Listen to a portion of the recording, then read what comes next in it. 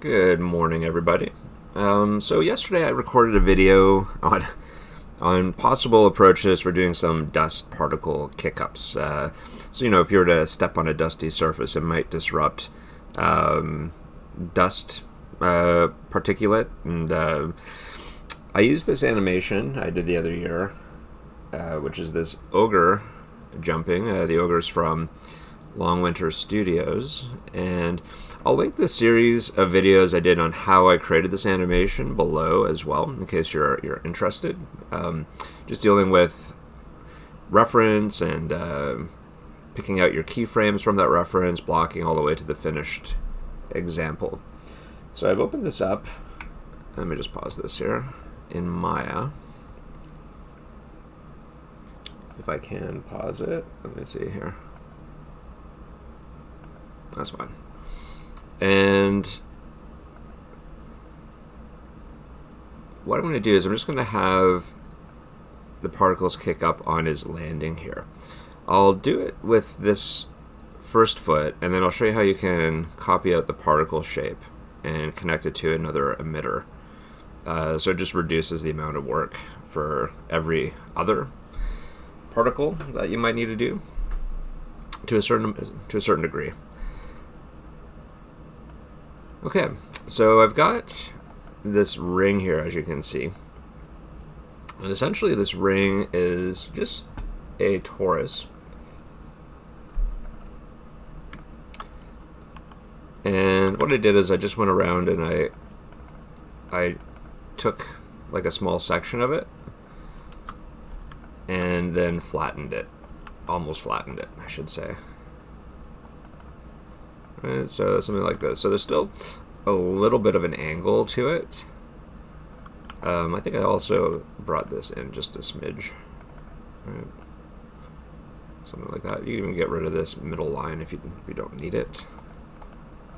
But it does add a little bit more variety maybe to the angle of the surface. So the particles will shoot out at slightly different angles as well. And then I just use the surface tools, the sculpting tools, I should say, to just kind of roughly match the ground with this.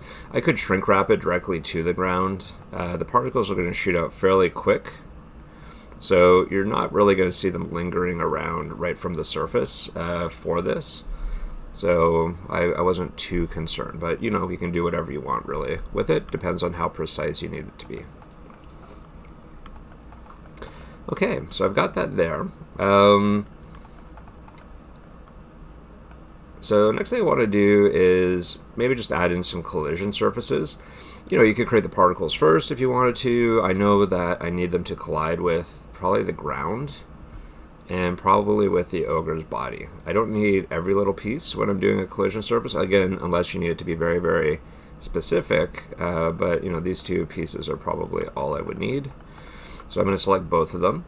We're going to be using the N particle system, and I'm going to switch over to my effects tab here, which has all my different dynamics menus.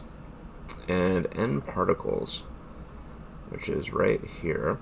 So I want to create a collision surface. Because the N system, or the nucleus system, is all interchangeable, typically what I'll do is under N cloth, this is where I'll make my colliders right here. So create a passive collider. And now I'm going to select this object and emit particles from this object. And that's done through the N particle menu. So I'm going to tear this off. A couple settings I want to just tweak first. Firstly, create options. I'm going to switch this over to points. Now eventually you could instance geometry to the particles. So they could be any shapes or sizes or random geometry. I have a video which has some asteroids colliding and breaking apart and rotating around and stuff like that. You can definitely check that out, and I go through the process of creating instances and whatnot, particle instances. And also, I think in that video I talk about collision events as well. But for this, we're just going to keep it as points. And let's see what else. And then we're going to go down here to emit from object. Option box. Now the default for this is Omni. And this is set to 100, so this is 100 particles will be emitted every second, so every 30 frames, or 24 frames, depending on what your time is set to. Mine's set to 24 frames, so but we want this switched, actually switch back to what I had, so I want this switched over to surface. So it'll take into account the angle of the surface as the particles are being emitted. And I also want to emit it from, increase this amount. And this is probably going to have to be increased even more so. And apply. It's going to create a bunch of nodes. So you can see here's our rigid body node, so that would be for the ground and the ogre. Here's our particle shape. Here's the torus, which is this guy right here. And this is the particle, which I had already named dust from yesterday. So we have dust 2. Okay, and we have the nucleus. Now the nucleus is where the global environment, things like gravity and wind and all of that, are located. This is where you'll also find the start time for your simulation. Let me go back to frame 1 or 0 here. Another thing you want to do if you're using particles is make sure that your playback speed is set to either play every frame free or play every frame maximum real time. You can't use real time with particles, and the reason for that is that particles need to be calculated frame by frame in a forward fashion. And if you use real time, to keep it real time, what Maya does typically is it'll drop frames. And when particles have dropped frames, then they start messing up. So, you might not be able to watch your animation in real time at this point. So, hopefully your animation is more or less done. You could always deactivate your particles if you have to go back into the animation side of things. But we want it to be one of these two. Usually I'll use this guy right here, maximum real time. So it'll never go faster than real time. And this is particularly useful if you have a very light scene to work with.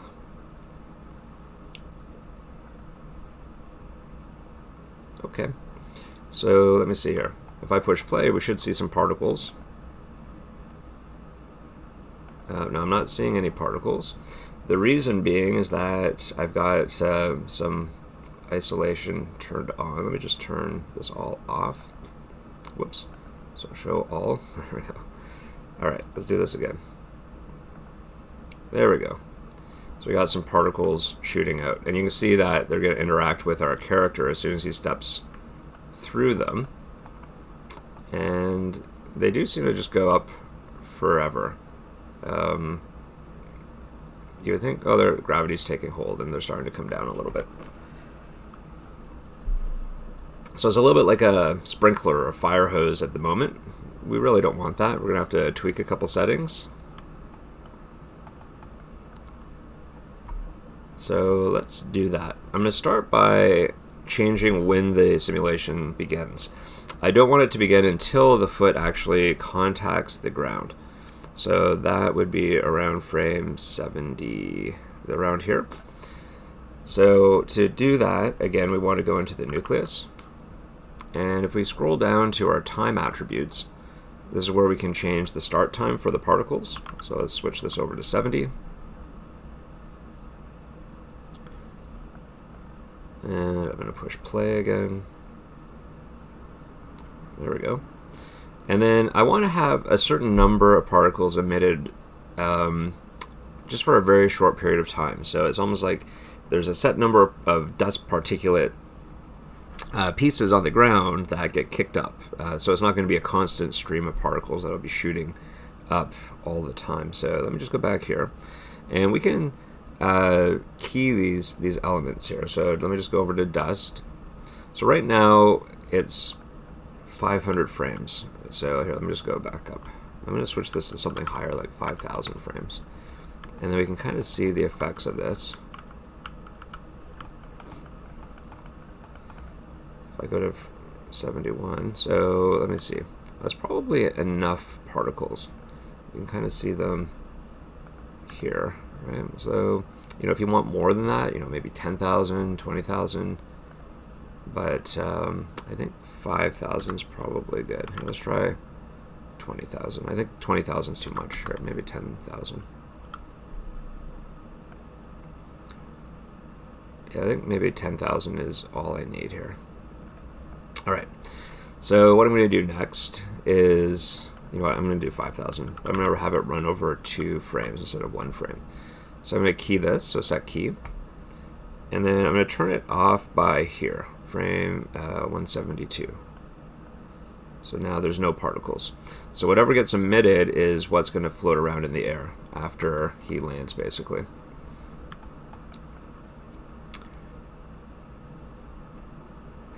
The next thing I want to do is switch my range for the animation, just so I don't have to go all the way to the very beginning again before it starts playing. So let me switch this up to maybe 60 frames and end at maybe 120 or something like that, 130. And I can just kind of play around with things a little bit easier this way.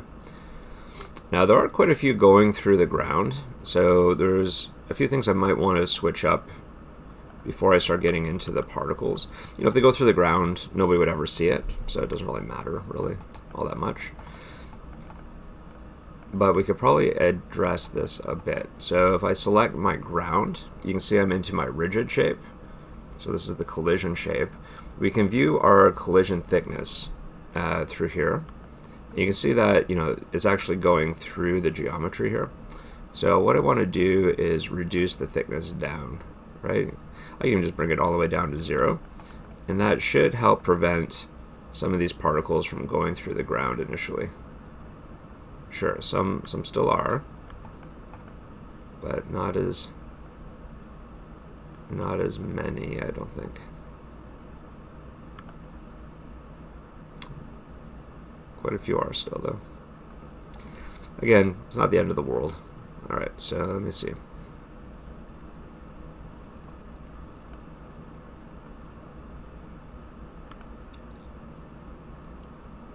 Okay, and then I can do the same thing with the ogre as well.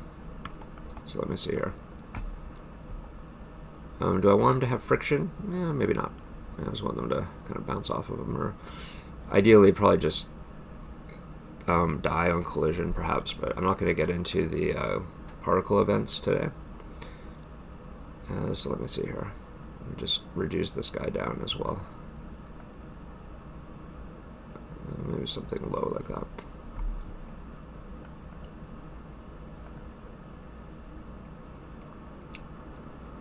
Okay. Cool. Okay, next thing I want to do is just turn this stuff off again now that I know what the thickness is set to. And then we can do the same thing for the particles themselves as well.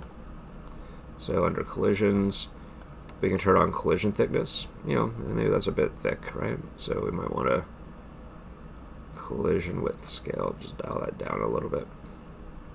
There's self-collision as well, which I might want to dial up a bit. Right, so they'll just bounce off of each other if they get close. If I turn on self-collide,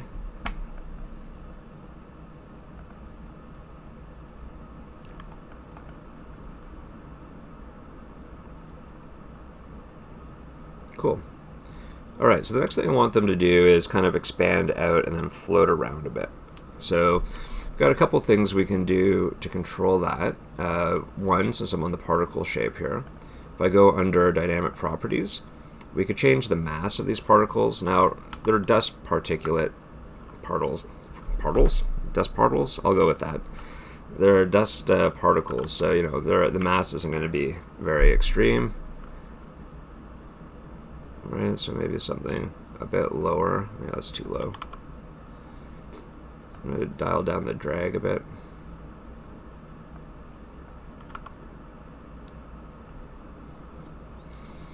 And then I want them to kind of kick up a bit. So we can do that through the initial speed. And let me just dial this maximum distance up a bit as well. So let's go 2. And minimum distance, I'm going to go 0.1. So they just start a little bit further away from the, maybe 2 is a bit much. Let's go 1. Now you can see they're just kind of hitting and then falling. There is gravity, and I probably want to reduce that down. So under the nucleus, we've got real world gravity. So there you are, nucleus of 9.8. You know, they're going to be floating around. I'm not going to have anything else in this simulation other than just the particles, so I could probably greatly reduce this down quite a bit. Even all the way down to 0, perhaps. We can even go in and add in some wind. I want the wind to kind of go upwards, though, just a bit. So let me just see here.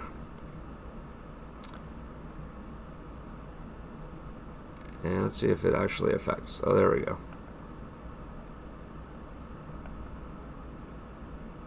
And noise.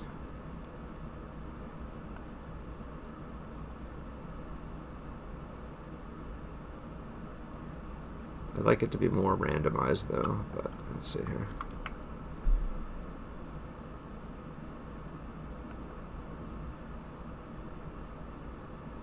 You know what? Maybe I don't really want this so much. Just a little bit. All right, so back over here, we've got things like our initial speed. So the higher that speed, the more it's going to shoot up right away, right? So it's getting a little bit better. But we also have tangent speed. So this is from the surface, normal speed.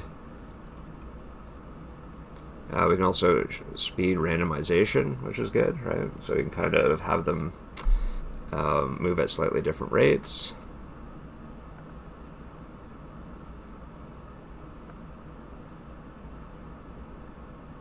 And this can also be keyed down as well, right? So now we would key this because once it's set from the starting. We would key this through what's called the conserve. So back over here, our dynamic properties, we've got this guy, dynamic weight. Now this controls external forces like gravity and wind. So you can see that if I were to decrease this all the way down to 0, the gravity and wind are actually no longer affecting it. What's causing this movement here is just the initial speed.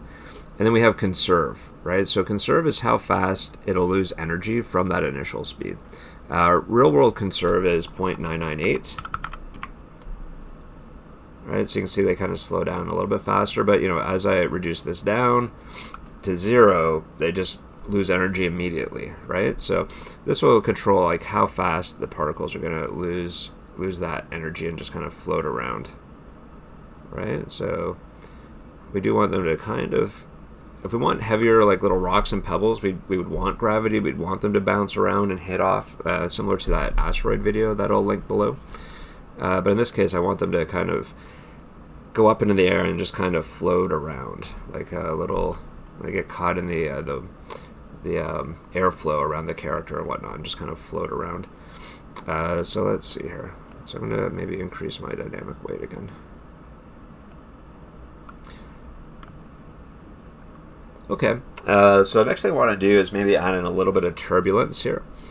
So if I select my particle, we can go and add in fields and solvers, which is right here. And there's a bunch of extra little attributes we can assign the particle. So turbulence, I'm just going to click on that, creates this turbulence field, which is over here. And I'm just going to move the turbulence field into the middle of this here. You can parent these things to your character or constrain them into your character as well if you want the turbulence to move with, say, a leg or an arm. So as it's moving, let's see if I can do this here.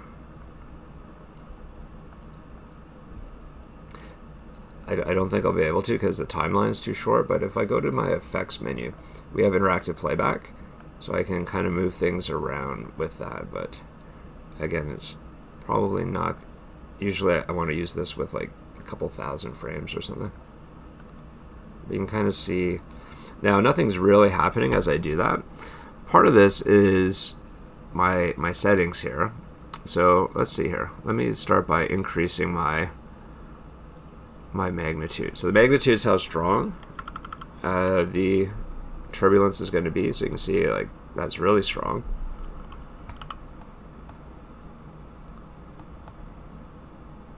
So the closer to the field, or the turbulence field, you'll notice that there's more kind of turbulent particles. So again, you can have this kind of move with the character if you want the particles closer to where the air is being disrupted to move a little bit more than, say, the ones behind, which could be kind of cool. Or you can just hand key it and just kind of match it roughly to the character's position as well, which works also. If you want the turbulence to be infinite, so everything gets the same amount of turbulence, what you would do is set this to 0. So 0 is infinity, right? And then as we go up, we're actually dealing with units, right? So we have a greater fall off. Actually, it's not units, is it? There we go. So you can see that the closer to the object, the more kind of turbulent things are. And then the last one here is this frequency. I'm finding the particles are moving around too much, so we can dial the frequency down a bit. Let's go like 0.1 or 0.2, and that's maybe too low. Let me try like 0.5. Right, and this will just create more kind of larger swirls and things for the particles to go through. That's a little bit too much as well. So maybe I don't want it too far below what I had.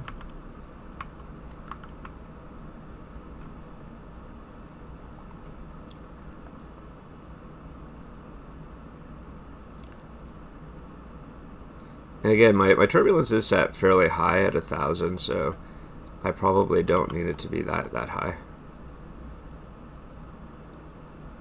So let me just dial those down a little bit. That's a little bit better.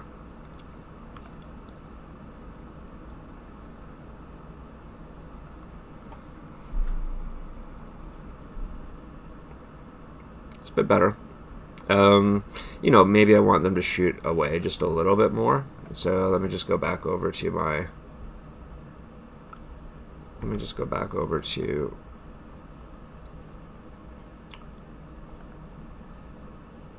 my speed here. Let me just dial this up a bit.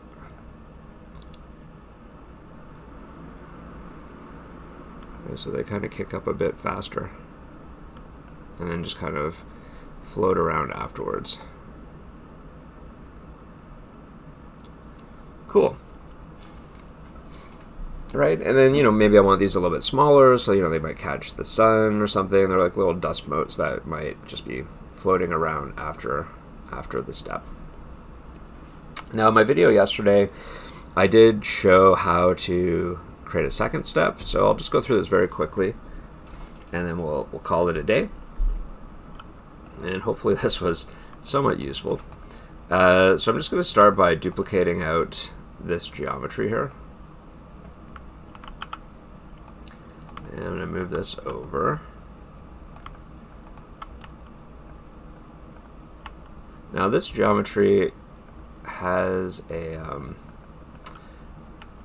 has an emitter already assigned to it, or this dust here, dust 2. I think we can actually get that to work, to be honest, once we rehook it up. But I have to give it a new name, so I'm going to call this dust 3. I was thinking, well, do we have to start over again? I don't think so. I think we can actually just... so what I might want to do is maybe just flatten this a bit, and then just using my sculpting tools. So I just have the move brush here. Just kind of move it into place.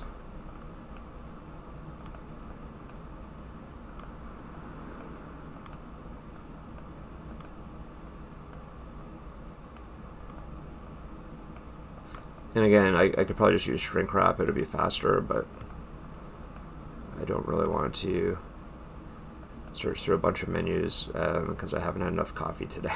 So let's see. All right, there we go.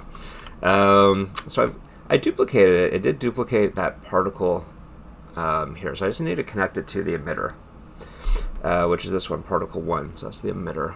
So let's see what happens here. So I'm going to go into my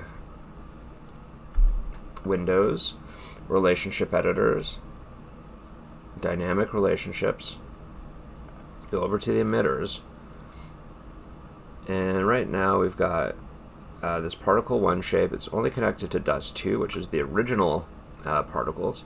Let's connect it to the duplicate here and see what happens. And I'm going to push play.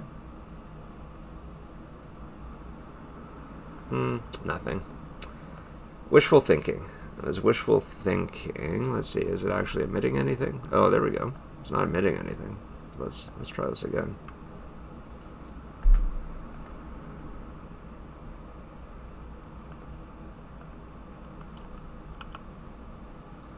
I see. It's actually not associated with this geometry. So it was wishful thinking. So let's see here. So that's still connected there. So what I want to do is select this geometry. We're going to add the particles again. So let me go back to emit from object. We've got the settings already set up, so that's cool. So we've got dust 4, sure, whatever. You can rename it if you want to. I'm going to delete the particle group that it generated. And then what I'm going to do again is connect it with that dynamic relationships editor. So particle 1 is going to affect both of these guys. So let's see now. There we go. Right? And now I just want it to have the same kind of effects as this guy. So I'm going to go into my dust 2. I'm going to go to presets.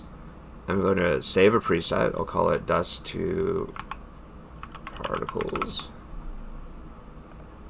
And I'm going to go over to dust 4. And I'm going to assign that particle. So replace. So now this is going to have the exact same settings as this guy. The only thing left to do is to key it. So when should this come on? So probably around here. So 76. So I'm going to key it off here.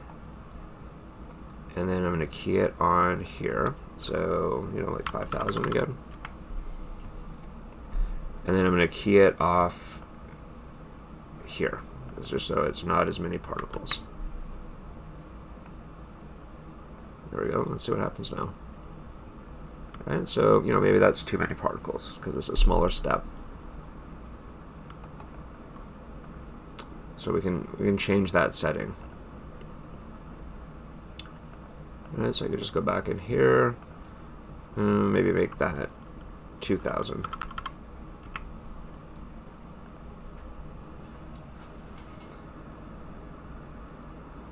Cool.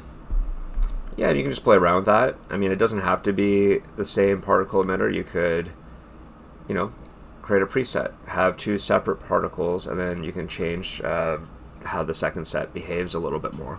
Like play around with the conserve or play around with the dynamic properties and all of that. So, yeah, it's really going to be up to you.